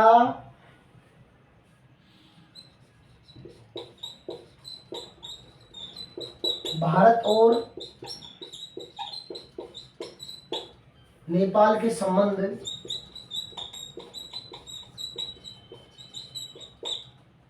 मधुर है। भारत और नेपाल के संबंध मधुर है, स्पष्ट कीजिए भाई कैसे मधुर है, कुछ रीजन आपको बताने हैं। जैसे इनमें पारगमन संधि है, पवन जल परियोजना, इनमें आपस में व्यापार ट्रेड चल रहा है। दोनों प्रश्नों को उतार लीजिए, इससे अगले प्रश्नों के चलते हैं।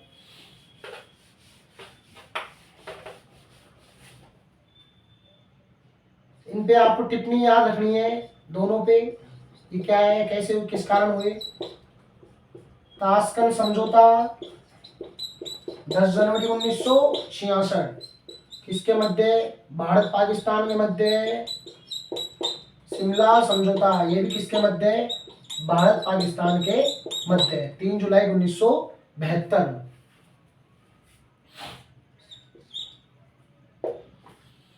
चौथा क्वेश्चन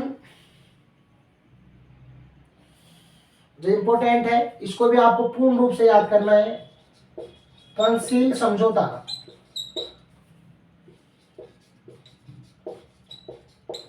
पंचशील समझौता भारत और चीन के मध्य हुआ था 1954 में। इसको आपको डिफाइन करके, इसके अलावा दो चीजें यहाँ पे लो। भारत के ऊपर जो आक्रमण किया चीन ने 1962 में, कब किया था, 1962 में। चीन ने तिब्बत पर कब्जा कौन से वर्ष किया, 1950 में। दलाई लामा ने भारत में शरण कब ली, 1969 में। ये 3 डेटें भी आपको याद रखनी है मौखिक रूप से, इससे भी क्वेश्चन आ सकता है। भारत के ऊपर चीन ने हमला किया 1962 में, चीन ने तिब्बत पर कब्जा किया 1950 में, तिब्बत के धर्मगुरु दलाई लामा ने भारत में शरण ली 1969 में। ये तीनों शरण भी आपको याद रखनी है। फरक्का समझौता भारत और बांग्लादेश के मध्य, दिसंबर 1996 में। सिंधु नदी जल समझौता भारत और पाकिस्तान के मध्य 1960 में। एक बात जो पहली किताब की थी मैं भी बता देता हूं आपको समझौते से। किस वर्ष भारत ने रूस के साथ 20 वर्षीय मैत्री संधि की, 1971 में। कब की थी, 1971 में। इसके बाद में लेसन नंबर 5 की ओर चलते हैं अपन, जिसका नाम है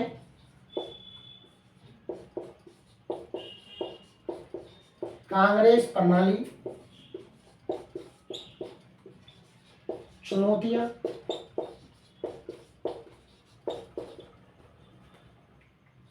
और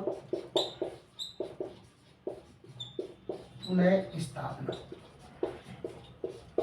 पहला प्रश्न, 1969 में कांग्रेस में फूट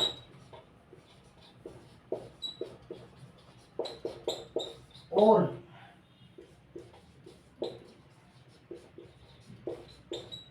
विभाजन के कारण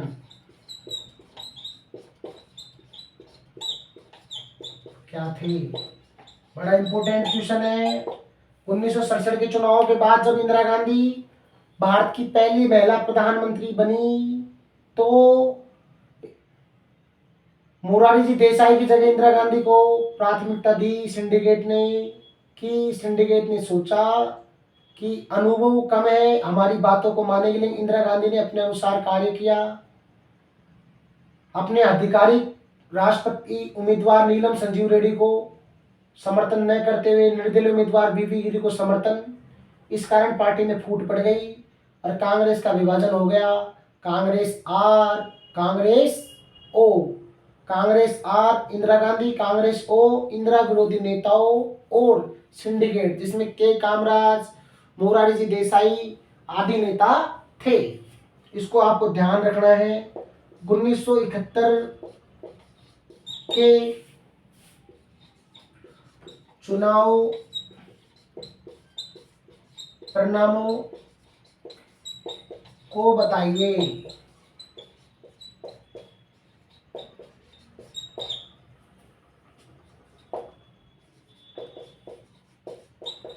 इंदिरा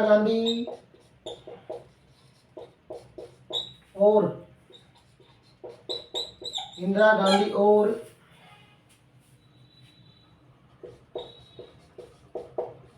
सिंडिकेट के संबंधों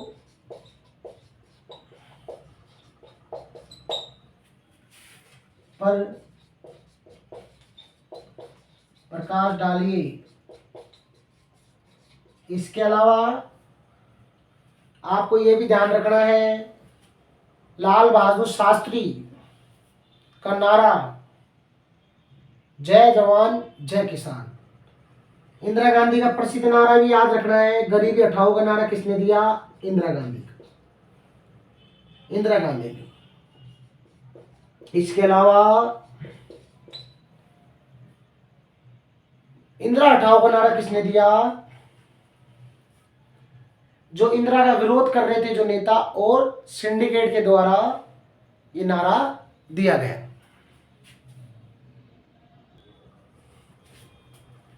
ये मुख्य बातें थी इस पाठ की। इसके बाद में तो नेक्स्ट लेसन है, बड़ा इंपॉर्टेंट है। पिछली बार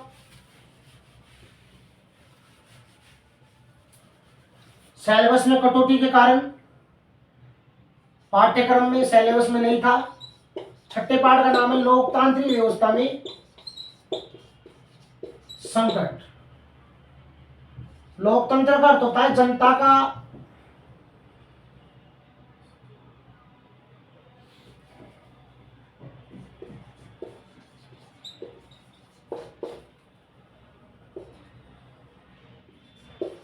जनता के लिए,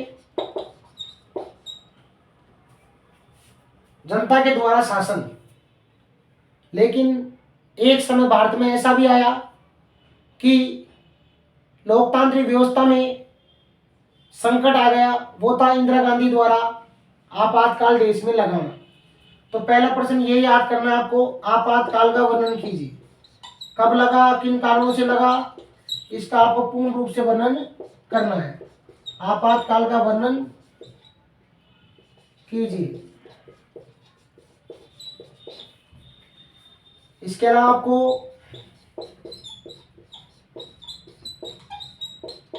ऑपरेशन ब्लू स्टार, आपातकाल 25 जून 1975 को लगाया गया। इंदिरा गांधी प्रधानमंत्री थी, राष्ट्रपति था फखरुद्दीन अली अहमद। कारण बताया गया अंदरूनी गड़बड़, आंतरिक अशांति के नाम पर। ऑपरेशन ब्लू स्टार आपको याद करना है। 1977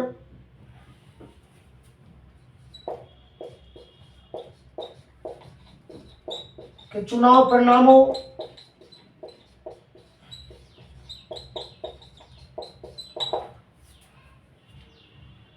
के बारे में भी आपसे पूछा जा सकता है। आपातकाल की बात करूं तो जो चुनाव हुआ था उसमें कांग्रेस की क्या स्थिति रही, आपको बताना है। पहली बार कांग्रेस की सरकार गिर गई थी इस चुनाव के बाद में 1977 में। पहले गैर कांग्रेसी प्रधानमंत्री मोरारजी भाई देसाई, 80 में सरकार भी गिर गई, 80 में फिर चुनाव हुए। ऑपरेशन ब्लू स्टार के बाद में भिंडरेवाला ने 84 में अमृतसर के गोल्डन टेम्पल को अपने कब्जे में लेकर वहां पे सशस्त्र विद्रोह और भारत विरोधी गतिविधियों को अंजाम देना शुरू किया। इंदिरा गांधी ने इससे निपटने के लिए ऑपरेशन चलाया, ऑपरेशन ब्लू स्टार। इसके बाद में ही इंदिरा गांधी की हत्या कर दी गई 31 अक्टूबर 1984 को। 84 के बाद जो चुनाव हुए उसमें राजीव गांधी के नेतृत्व में भारतीय चुनाव के इतिहास में पहली बार सबसे अधिक सीटें प्राप्त की, 400 से ऊपर कांग्रेस ने। अब तक इस आंकड़े को कोई नहीं छुपाया। ये 3 क्वेश्चन बड़े इंपॉर्टेंट है। आपसे ये भी छोटा क्वेश्चन पूछ ले, आपातकाल के जांच हेतु कौन सा आयोग की स्थापना गई? आयोग की। Part number 6। 7वें पार्ट की ओर चलते हैं। 7वें पार्ट का नाम है जन आंदोलनों का उदय।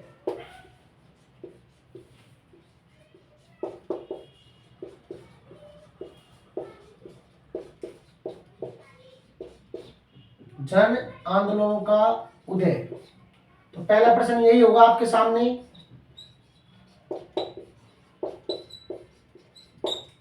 जन आंदोलन किसे कहते हैं?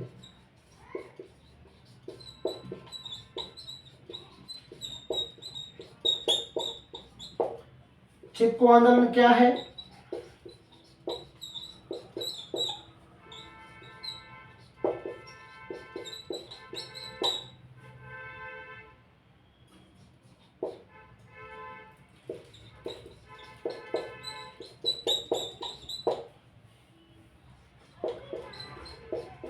ताड़ी आंदोलन क्या है? बिहार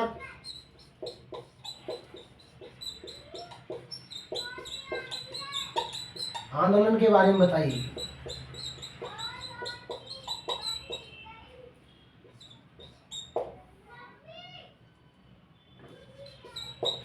ध्यान से सुनो, ये 4 प्रश्न बड़े इंपॉर्टेंट है। इसके अलावा बिहार आंदोलन 1974 में छात्रों का आंदोलन था।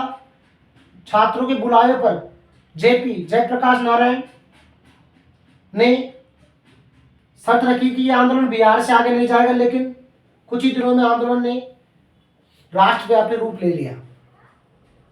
और इसी आंदोलन में समग्र क्रांति का नारा दिया। किसने? जयप्रकाश नारायण ने।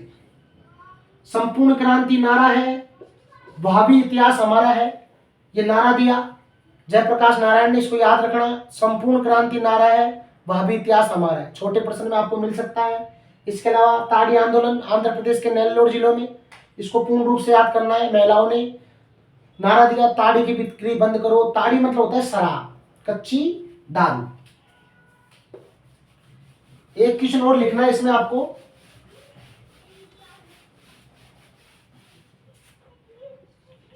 जन आंदोलनों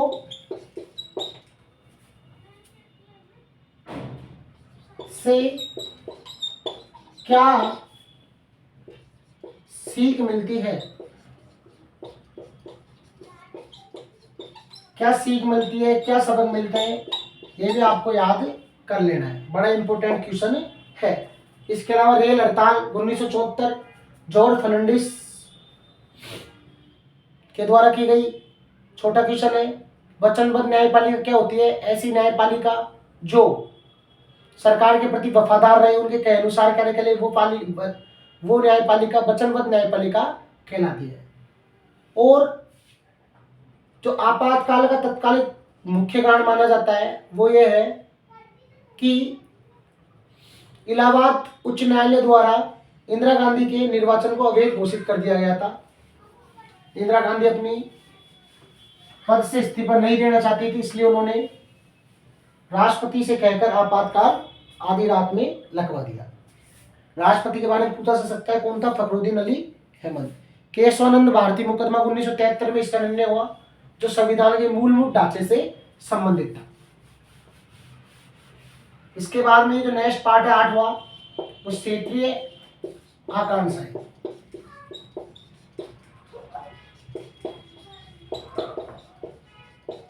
क्षेत्रीय आकांक्षा है। पहला प्रश्न लिख लीजिए, क्षेत्रीय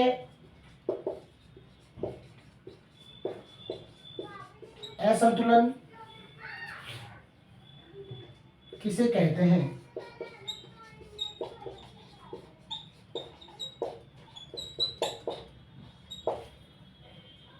यह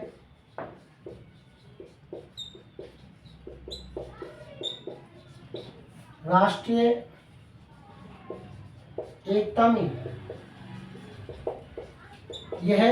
एकता में बाधक तत्व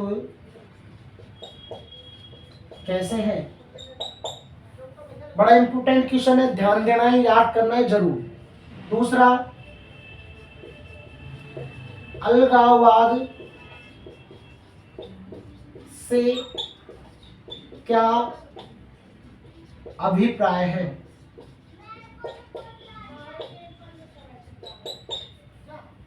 तीसरा,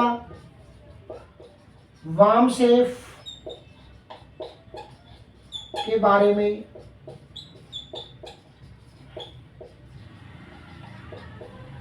बताइए, वामसेफ के बारे में बताइए। Backward and minority communities employees federation इसका पूरा नाम है। पढ़े लिखे दलित लोगों का ये संगठन था। इसके अलावा दलित पैंथर जिसकी स्थापना 1972 में हुई, महाराष्ट्र। बीकेयू का पूरा नाम भारतीय किसान यूनियन। एनएफएफ ये मछुआरों का संगठन था जिसका नाम था national fish workers forum. National fish workers forum. हर प्रश्न लिखवाया नहीं जा सकता, कुछ आपको मौखिक रूप से भी सुनना पड़ेगा, साथ के साथ आपको याद भी हो जाएगा। इसके अलावा एक प्रश्न और आप लिख लीजिए, पूर्वोत्तर भारत के राज्य जिन्हें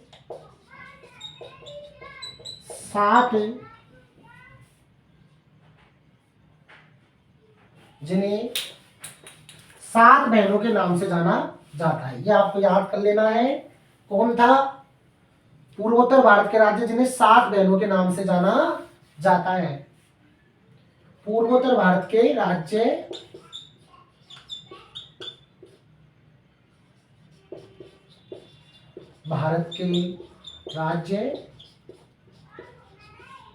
जिन्हें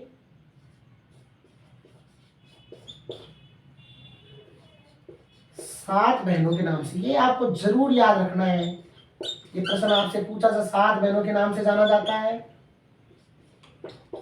नाम से जाना जाता है।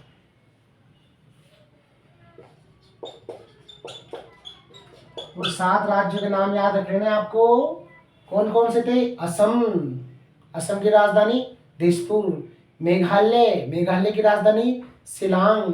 मिजोरम की राजधानी आइजोल। मणिपुर की राजधानी इम्फाल। त्रिपुरा की राजधानी अगरतला। अरुणाचल प्रदेश जिसकी राजधानी ईटानगर। नागालैंड की राजधानी कोहिमा। ये 7 राज्य है जो पूर्वोत्तर भारत से संबंधित है, अर्थात भारत के भौगोलिक स्थिति में इनके जो दिशा है वो पूर्व की ओर है। किसकी ओर है? पूर्व की ओर। इन्हें 7 बहनों के नाम से जाना जाता है। NFF national fish workers forum, BAMCEF backward and minority communities employees federation, BKU Bharatiya Kisan union. मुख्य प्रश्न आपके सामने मैं बोल चुका हूं। प्रश्न तो हर इंपॉर्टेंट होता है, लेकिन ऐसे प्रश्नों के बारे में बात हो रही है जो एग्जाम की दृष्टि से महत्वपूर्ण है। अंतिम पार्ट आपकी इस पुस्तक का, इसके बाद में ये सिलसिला खत्म हो जाएगा। जो प्रश्न आपको बताएं वीडियो देख के उन्हें नोट करें और उन पे पूर्ण रूपेण हर टॉपिक को देख के उनसे संबंधित आपकी तैयारी करें। अगर आप इन प्रश्नों पे ध्यान देते हो तो आपका रिजल्ट बहुत सकारात्मक रहेगा। जो अंतिम पार्ट है आपकी किताब में उसका नाम है भारतीय राजनीति में नए बदलाव क्या हुआ कि जब 1952 में प्रथम आम चुनाव हुआ था, उसके सड़सठ तक एक दलीय प्रभुत्व का दौर रहा। कांग्रेस पार्टी ने बहुमत प्राप्त लगातार किया। सड़सठ के बाद में कांग्रेस की सीटें घटने लगी, राज्य में सरकारें भी कई जगह कांग्रेस की गिर गई। तो गठबंधन सरकारों का दौर हुआ। तो पहली जो प्रश्न है वो है गठबंधन सरकार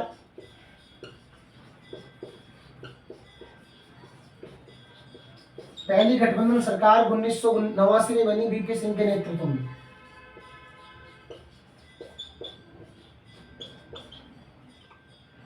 गठबंधन सरकार किसे कहते हैं, इसके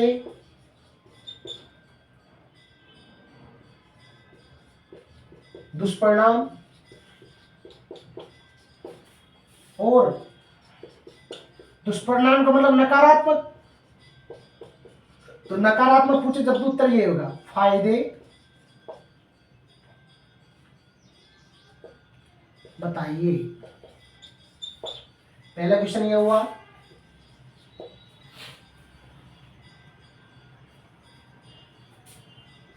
उन्नीस सौ 1990 के बाद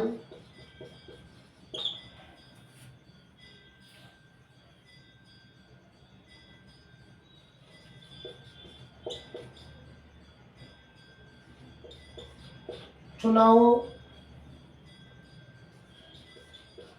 1990 से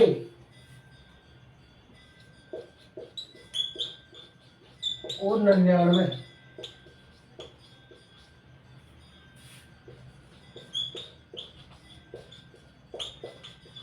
चुनावों पर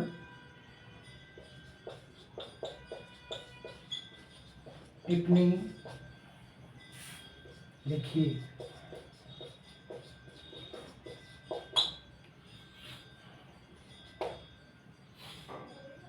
उतारिए इनको। तीसरा क्वेश्चन,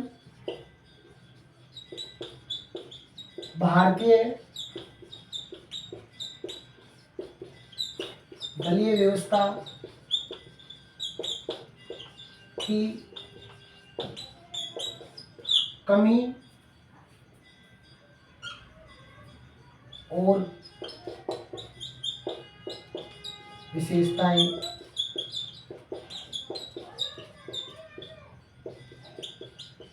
बताइए।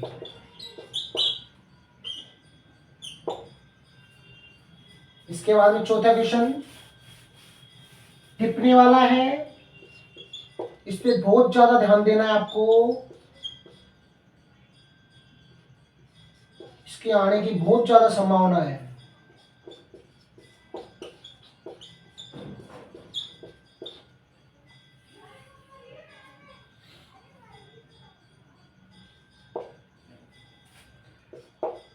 पहला लिखना है एनडीए। कौन सा? एनडीए और यूपीए। एनडीए और यूपीए। एनडीए और यूपीए पर टिप्पणी लिखिए। 99 के चुनाव से पहले, चुनाव के बाद में गठबंधन होता था सरकारों का।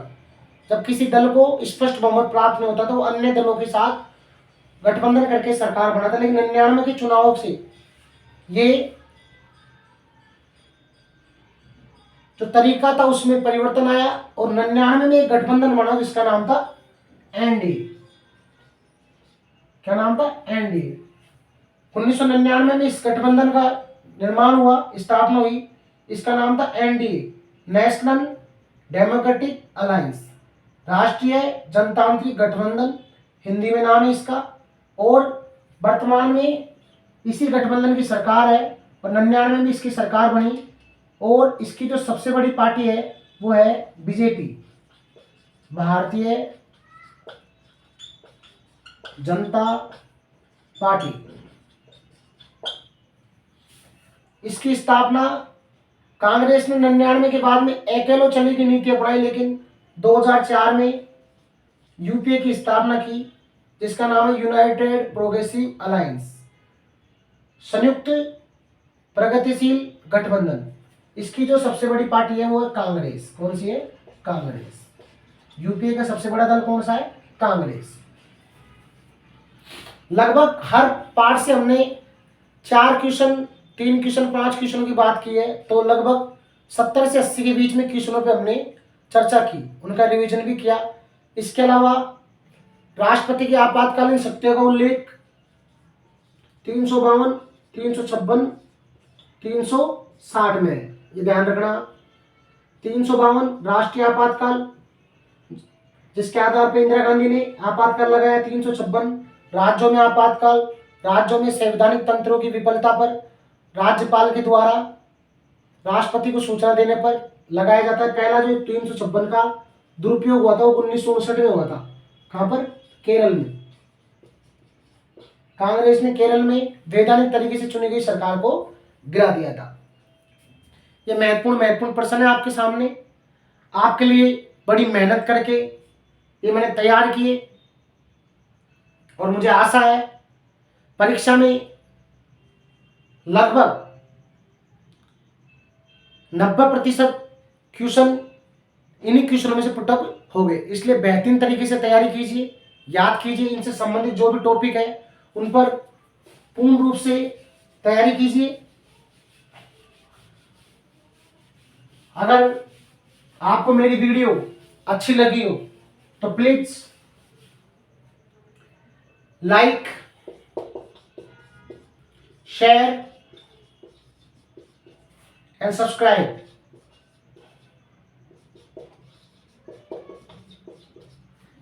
और भी बच्चों के पास ये वीडियो पहुंचे, जिससे परीक्षा में जो अधिक से अधिक अंक प्राप्त कर सके। इसलिए ज़्यादा से ज़्यादा लाइक करें, शेयर करें, सब्सक्राइब करें। जय श्री राम, राधे राधे।